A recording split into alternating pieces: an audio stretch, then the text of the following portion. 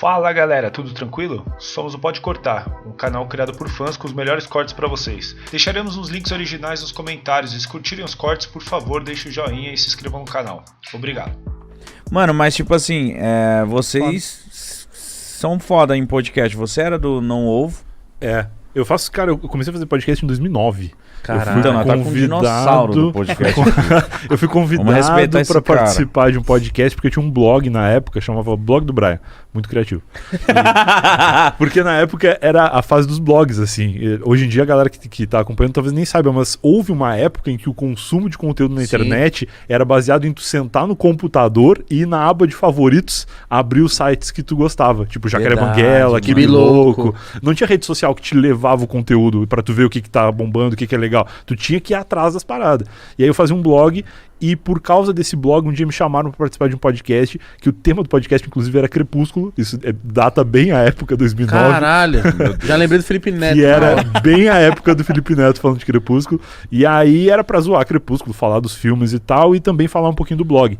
E aí eu participei. Como o meu blog já tinha uma audiência na época, o podcast deu uma bombada e aí um pouquinho depois eles me chamaram para fazer parte fixo. Aí eu fiquei de 2009 a 2010, 2011 mais ou menos fazendo com eles.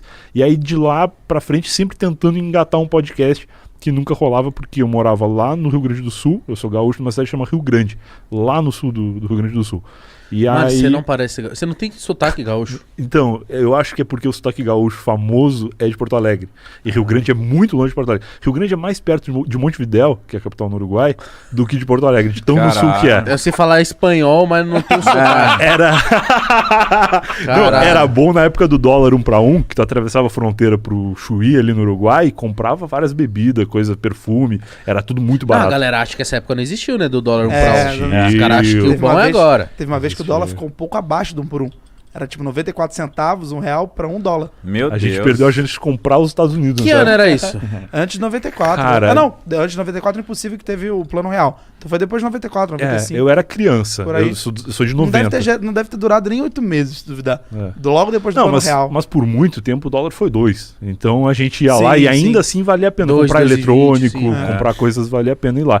E aí em Rio Grande não existia nem a ideia de fazer podcast presencialmente. Na época fazer podcast era abrir o Skype e gravar com os brother. Então eu fazia isso com os caras daqui de São Paulo, os caras de Minas, de vários lugares. E aí quando esse podcast parou de dar certo, eu tentei outras coisas e tal, mas só vingou mesmo em 2014, não, 2015. Eu vim morar em São Paulo no final de 2013, aí em 2014 eu fui trabalhar no Não Salvo e em 2015 nasceu o Não Ovo. Aí de 2015 pra cá eu nunca mais parei de fazer podcast. Fiz lá no Não Salvo, fiz os outros podcasts do Não Salvo. Podcast é do caralho, mano. Foda. Mano, mas tipo assim, o podcast que você fazia era com as mesmas pessoas, um grupo de amigos falando? Chamava Noobcast. O podcast ele era uma sátira do Nerdcast. Porque na época fazer podcast era imitar o Nerdcast, que era um formato de mais de 1 hora, 1h30, 2 horas, que tinha um tema específico e uma bancada fixa de pessoas. Então todos os episódios tinha que ter as mesmas pessoas e falar sobre um tema. Por isso que me chamaram para falar de Crepúsculo, porque não existia o conceito de vamos chamar o cara para falar da vida dele, falar do blog dele, falar das coisas que ele faz. Tinha que ter um tema. Tanto que no Não Ovo a galera gostava que a gente fugia da pauta. Tipo, o tema do Não Ovo hoje vai ser balada. Aí a gente falava 3 minutos de balada, e daqui a pouco alguém falava um assunto nada a ver, o Luigi falava de pinto, e a gente ficava falando de pinto o resto do episódio inteiro. Só que não podia começar, vamos falar de qualquer coisa. Tinha que ter o tema, senão não era podcast, entendeu? Entendi. Era uma outra ideia, caralho. Era um outro conceito. É como se fosse uma redação. Tipo isso. Boa, exatamente tipo, tu tem essa redação é sobre tem o título. tal coisa. Vamos Mas embora. aí se tu quiser descaralhar e falar de qualquer coisa no meio, tu sai falando, entendeu? E isso aí era visto como uma coisa libertadora. Se os caras falam, pô, Não Ovo, é foda. Eles têm um tema, eles não falam do tema. Pô, era só não ter. E como que era, tipo assim, a audiência? Vocês mediam por download do podcast? Como que era pra medir a audiência por do download. podcast? O Não Ovo bombava muito na época, mas na época bombar muito era ter tipo 50 mil, 60 mil downloads, que é incrível. Mas coisa pra é caralho. muito incrível. caralho. Não, é incrível. E é mais incrível se tu considerar que pra ouvir podcast na época, o cara tinha que ser meio hacker. Ele tinha que saber baixar um arquivo MP3 ou assinar um feed num agregador de podcast, porque o Não Ovo começou... Eu nunca... o Não Ovo começou, não tinha podcast no Spotify ainda. Foi durante a existência do Não Ovo que o podcast começou no Spotify. Então já baixou a barreira de entrada. Minha mãe já conseguiu ir atrás de ver o que eu fazia da vida. Porque até então era meio obscuro, assim. É muito louco. Mano. Mas Era pago esses downloads? Tipo, Não, cada não. download... Não?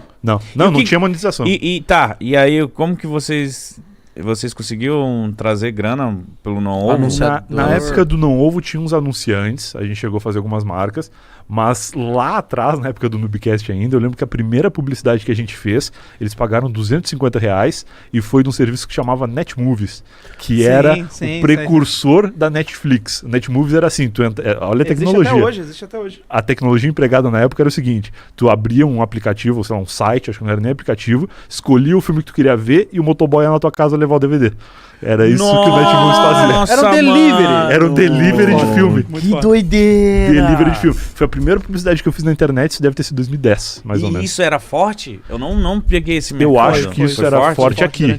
Foi forte aqui no Brasil durante um bom tempo. É. Eles conseguiram ter um bom destaque. Mas, mano, eu lembro quando Que eu era moleque, a doideira. minha brisa Era aí na era ir na locadora. locadora e ver Era um monte muito de cassete. foda. era claro. maravilhoso. Tinha inclusive o setor da locadora que era coberto por uma cortina, Sim. que tu dava uma espiada de Pornozão. vez em Sempre quando. queria olhar. Mano, a Vira- molecadinha de hoje nem deve pensar, tipo, como assim? Vocês iam, saía de casa Pra pra ver alugar uma peito. porra de um filme, É, velho. é. E tinha uma sala, rapaziada, tinha uma sala de pornô, mano. Era Tinha uma muito cortininha assim, que dava pra dar umas espiadas assim na fresta, mas eu tinha muita curiosidade de meter a cabeça pra olhar o que tava rolando lá dentro, assim. Que era só os veião vendo pornô, né? Não, e Nossa. tinha que ter muita coragem, né? Isso que eu ia falar, pra ir alugar um pornô. Pra alugar um Tinha. pornô, tu meter É. a bronca. Não vou alugar pornô mesmo. Foda-se. É isso aí. Se ficar com fome de punheteiro, todo mundo na Todo loja, Léo. mundo, Você né? saia de lá dentro. E assim, tinha a cortininha que era pra criança que tava com o pai ali não ver o catálogo que tava à frente. Mas depois que a pessoa pegasse, ela tinha que entrar na fila normal e passar no caixa com a moça que tava atendendo ali com o CD, sei lá, o DVD da Rita Cadillac.